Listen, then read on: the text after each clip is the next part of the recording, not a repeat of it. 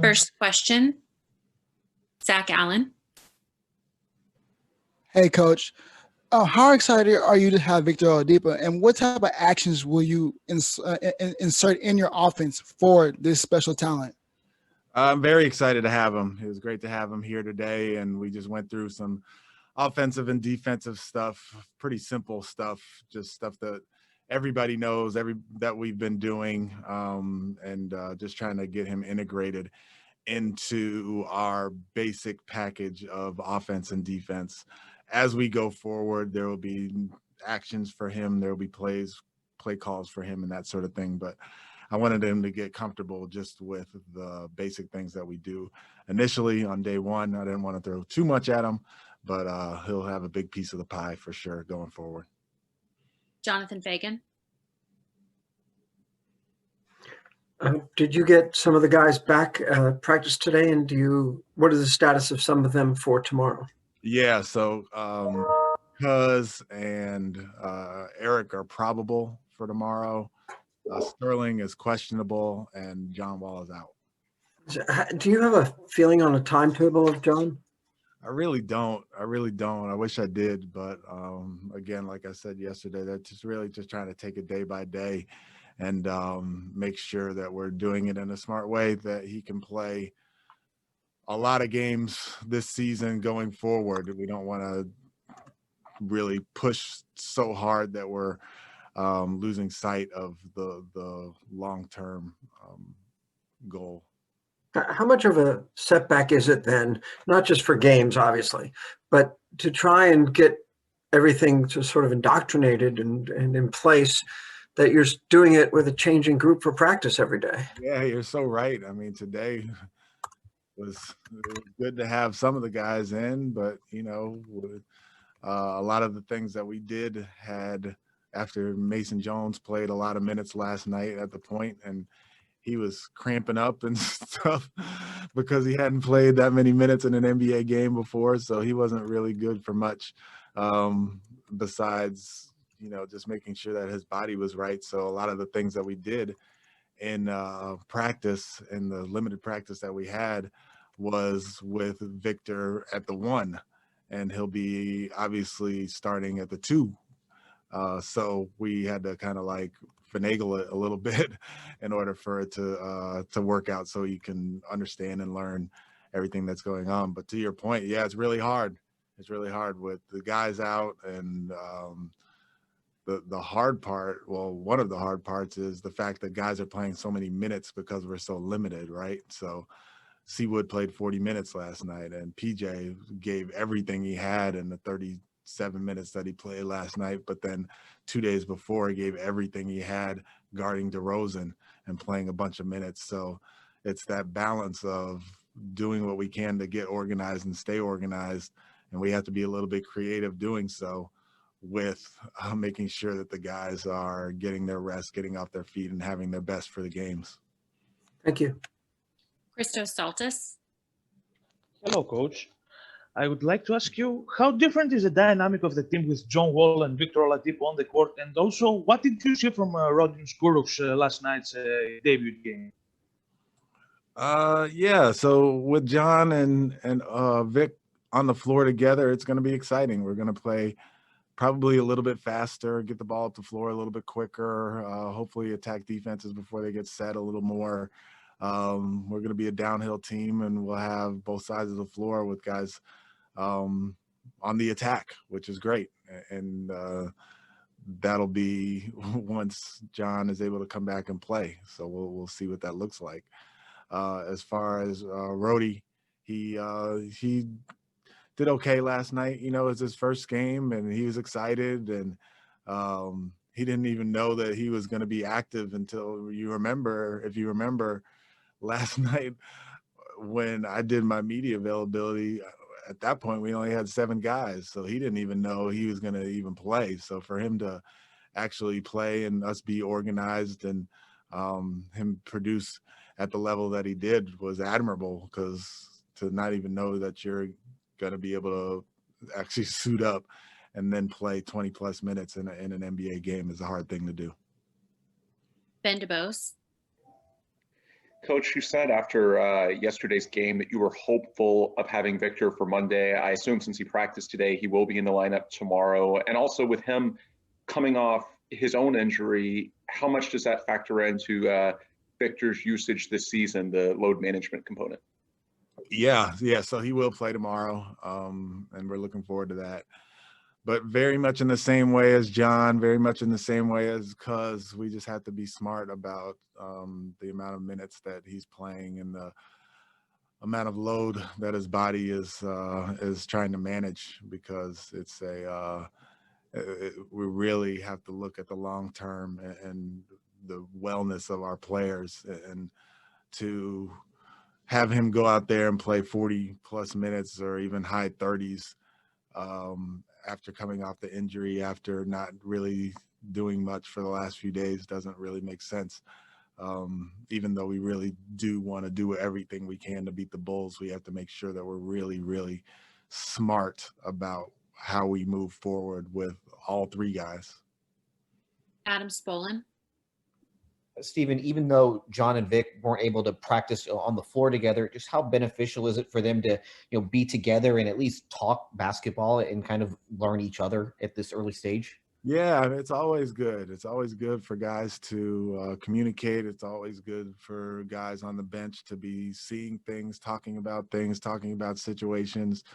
As we were walking through, John was on the side, and he always has good input as we're going through things. So building that chemistry as quickly as possible, maybe not on the floor, but off the floor chemistry is very important. So that's what we're in the process of doing with those two guys.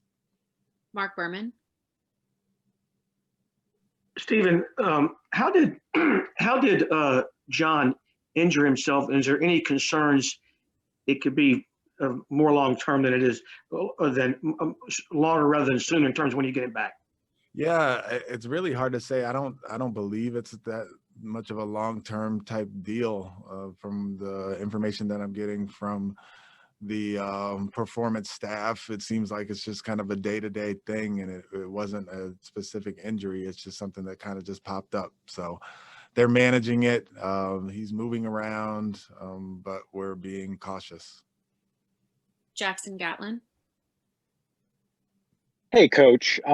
Based on what we saw on display through the two Spurs games and through the better part of the early season from Jae'Sean Tate and kind of his playmaking ability, do you plan to still utilize him in that kind of primary facilitator role moving on down the line, maybe making life easier for some of the guards, or is he going to take more of a back seat in that role once everybody's back and, into the lineup?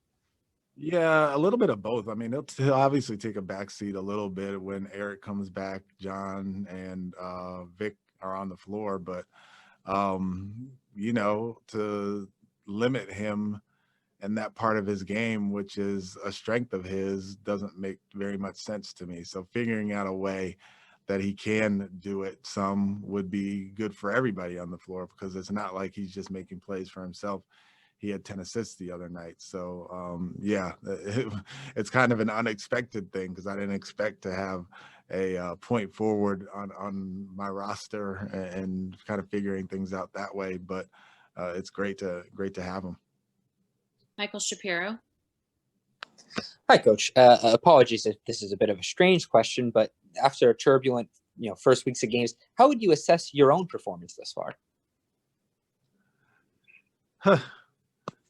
That is a good question. I don't know. I tend to think I've done a pretty good job under the circumstances of training camp, game 1 being canceled, game 2 and 3 having 4 guys out, lately having 8 or 9 guys. It's really not having much practice time. It's a hard thing to manage all of those aspects of it. And if I had to give myself a grade, I would maybe say incomplete, just because it hasn't really been, we haven't had a complete full roster and practice time and all of the things that you need in order to put your stamp on a team. But I'm doing the best that I can, and I think it's been pretty good. Thank you, Coach. Ali Kambajani. Hey, Stephen. With James, I believe around 10 to 12% of your offensive possessions were isolation. With John and Victor here, do you foresee that going down further with more pick and roll and isolation only being for mismatches as you've discussed previously, or will isolation still be a part of the offense? It kind of remains to be seen. I know that there's a place for isolations in the game. If we get the ball down the floor quickly and we set up initial mismatches where maybe the 5, since we got the ball up so quick, maybe the 5 has to pick up Vic or pick up John, then the isolation might be a little bit sooner. If we're doing things to distort the defense and now we have a mismatch later in the possession, then the isolation might be a little bit later. We obviously don't want it to be a staple of our offense, but it's a necessity because of the way, the style that we play. So I'm not sure where the percentage will be, but it is going to be a part of what we do. Thank you. We'll take 2 more. Brian Bearfield. Coach, you assessed yourself, but can I get you to give me an assessment of those young players who are getting a chance to play for the very first time, or some of those players playing a long amount of minutes? Could you assess them, and how proud you are of them for them to step up in the situations and adversity that they've gone through this year so far? I'm so immensely proud of those guys. I mean, for Mason Jones to come into an NBA game, his first NBA start, and have 24 points. The game before, come in and really make some big plays and keep us afloat. Just so proud of him and the other guys. So proud of Jae'Sean Tate. So proud of KJ Martin.